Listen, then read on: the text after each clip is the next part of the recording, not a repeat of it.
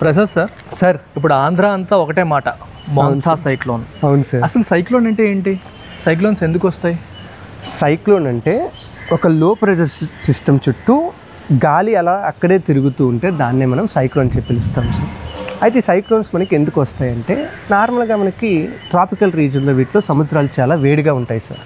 వేడిగా ఉండటం వల్ల అక్కడ వాటర్ అంతా కూడా కంటిన్యూస్గా ఎవాపరేట్ అవుతూ గాలి విపరీతమైన బలంతో పైకి వెళ్తూ ఉంటుంది సార్. అంటే స్ట్రాంగ్ అప్వర్డ్ కరెంట్స్ అని చెప్పి పిలుస్తారు సార్.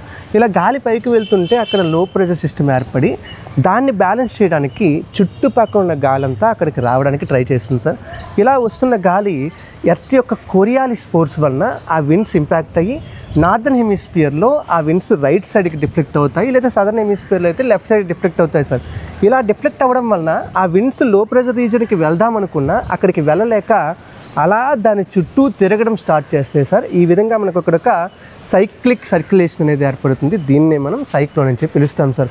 అంటే యాక్చువల్గా మన కన్వీనియన్స్ కోసం ఫస్ట్ స్టేజ్లో దాన్ని లో ప్రెషర్ అని, ఆ తర్వాత విండ్ స్పీడ్ పెరిగే కొద్దీ డిప్రెషన్, దాన్ని ఇంకా డీప్ డిప్రెషన్, ఇంకా విండ్ స్పీడ్ పెరిగితే అండ్ విండ్ స్పీడ్ ఇంకా 62 kmph కంటే ఎక్కువగా వస్తే దాన్ని సైక్లోన్ అని పిలుస్తూ ఉంటాం సార్. బట్ అదంతా కూడా మనకి సైక్లోనిక్ సర్క్యులేషన్ కిందకే వస్తుంది సార్.